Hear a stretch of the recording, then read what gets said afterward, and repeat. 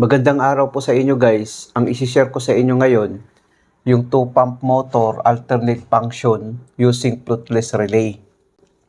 Bago natin umpisahan na ating pagganahin itong device na ito, alamin muna natin yung device na ating ginamit, no? Ito yung ES guys, or emergency switch or emergency stop button, no? Ito na siya, no? Emergency switch ito. Ito naman yung start button natin, no? IR natin or impulse relay. Ito na siya guys. Nakasetting ito sa auto mode. FR natin or fluteless relay. Ito na siya.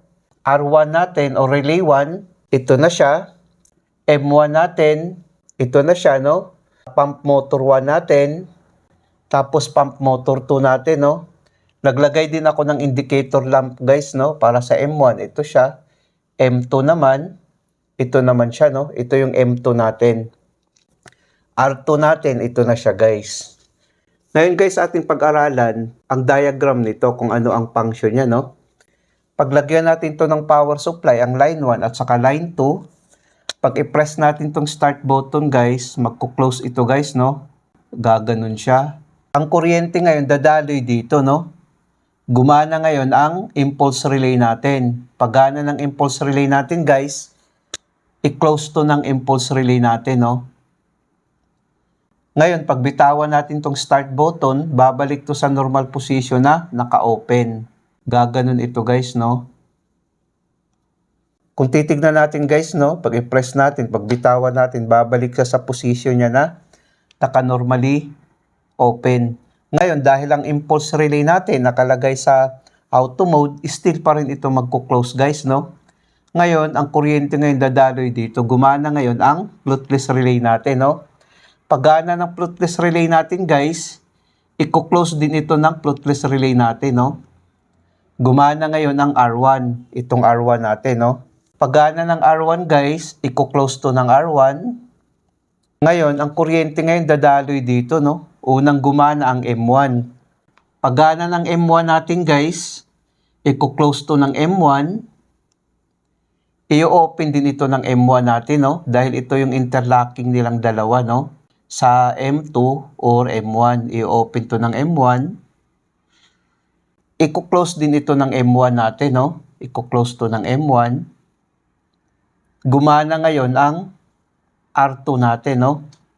Paggana ng R2 natin, guys, i-open to ng R2. I-close naman ito ng R2 natin, no?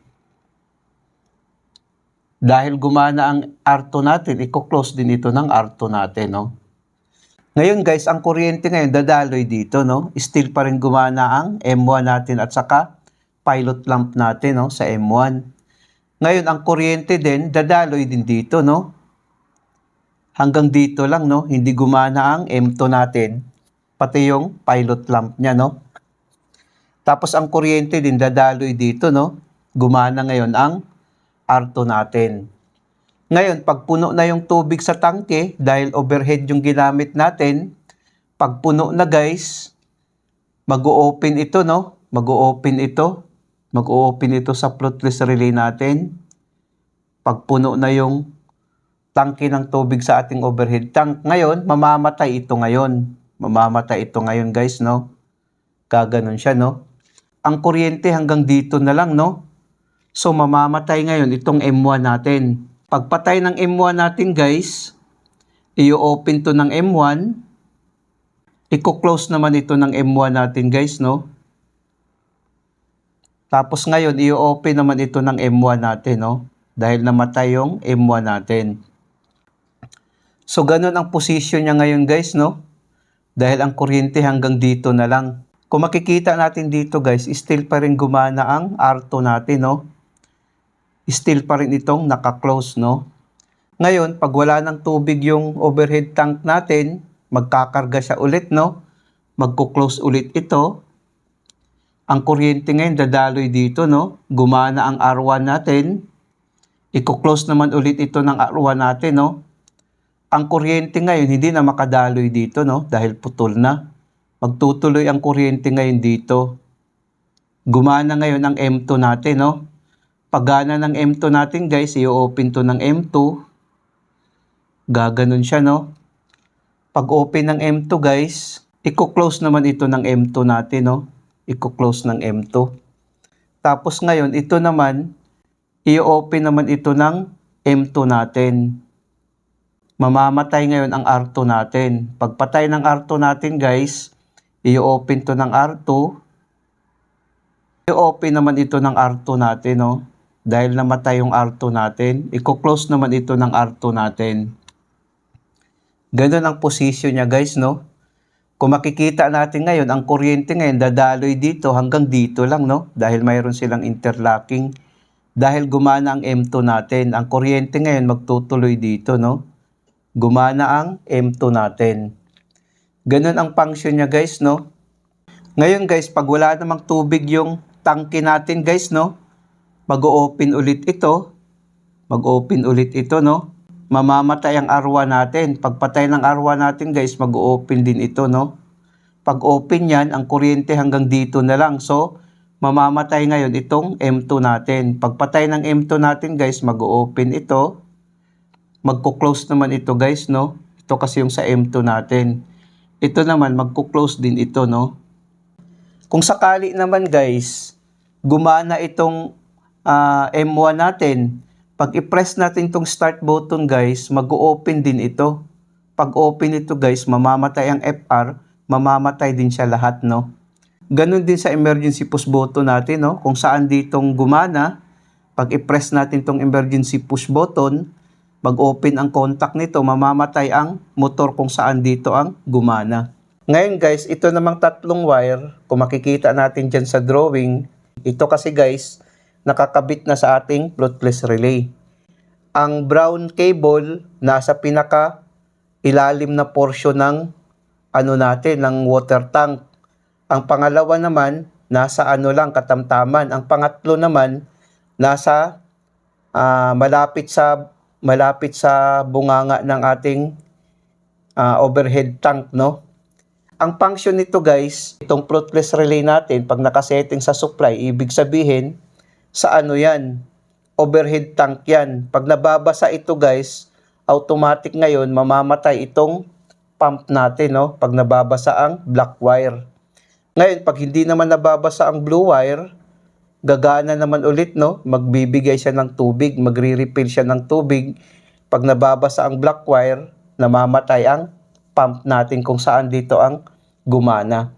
Ngayon, i-try natin, lalagyan natin ng power supply, no? Pag i-press natin tong start button ngayon, guys, ang unang gagana ang M1 natin, no? Ayan, gumana ang M1 natin. Umilaw din ang M1 natin na pilot lamp, no? Ngayon, pag nababasa ito, guys, itong wire na ito, itong black, mamamatay ngayon ang M1 natin, no? Kung makikita natin, yan, namamatay siya. Pag hindi nababasa ang blue wire natin, gagana ulit ang M2 na naman, no? Ayan. Kasi alternate function silang dalawa. Pag nababasa naman ang black wire, ayan, mamamatay. Pag hindi nababasa ang blue wire, M1 naman ang gagana, no? Salit-salitan silang dalawa. Kung makikita natin, no, salit-salitan silang dalawa. Ayan. Kung makikita natin. Ayan, namamatay ang M2, gagana naman ang M1, no? Ayan. Pagpatay ng M1, gagana naman ang M2 natin, no? Ngayon, pag mag-trip itong M2, guys, still gumagana ang M1 natin, no? Dahil magko-close ito, kung mag-trip ito, guys, automatic mag-close ito, no? Pag-close nito, guys, automatic ang M2 ang gagana. Ngayon, guys, dahil gumana ang M2 natin, no? Pag mag-trip ito guys, automatic ang M1 ang gagana, no? Dahil magko-close ito. Ito kasi yung sa overload natin, no? Overload 2 din dito. Pag open yan, mamamatay ang M2. Automatic mag-close ito, gagana ang M1, no? I-try natin i-trip. Try natin i-trip, no? Ayan, nag-trip siya ngayon. Ngayon, pag nagkakarga ng tubig yung motor natin, yung pump 1, yung M1, mamamatay siya, no? Pag napupuno, pag wala namang tubig, gagana. Still M1 lang ang gagana, no? Kasi nag-trip nga yung M2 natin na pump motor. Ang M1 lang ang gagana, no? Kung makikita natin. Kung bitawan natin to, babalik sa ngayon sa alternate function, no? Salit-salitan sila. Kung makikita natin, no? Yan. Kung makikita natin. Ngayon, kung mag-trip naman itong M1 natin, guys, ganun din, no? Ang M2 ngayon ang gagana, no? Kung makikita natin. Kung makikita natin, no? Dahil nag-trip ang M1 natin. Pag mag-trip kasi ang M1 natin, guys, automatic din ito magko-close, gagana ang M2 natin. Yun ang ang overload niya, nilagyan ko dito, no, sa dalawa. Kung makikita natin. Ganun din siya, no. Ngayon, kung mayroon namang problema yung natin, yung motor natin, gusto mong i-off yung emergency push button, pwede natin i-press to, guys. Mamamatay din siya, no. Kung makikita natin, hindi na siya gagana. Unless kung ating i-open ito, gagana siya ngayon. Ganun lang, guys, no. Ngayon, pag i-press natin tong start button, guys, mamamatay din siya, no. Ibig sabihin, mag-o-open ito, mamamatay ang floatless relay natin. Hindi rin siya gagana. Ganun ang function niya, guys. Sana nakapagbigay ito ng kunting kaalaman sa mga baguhan. Maraming salamat sa inyo, guys. Hanggang sa muli.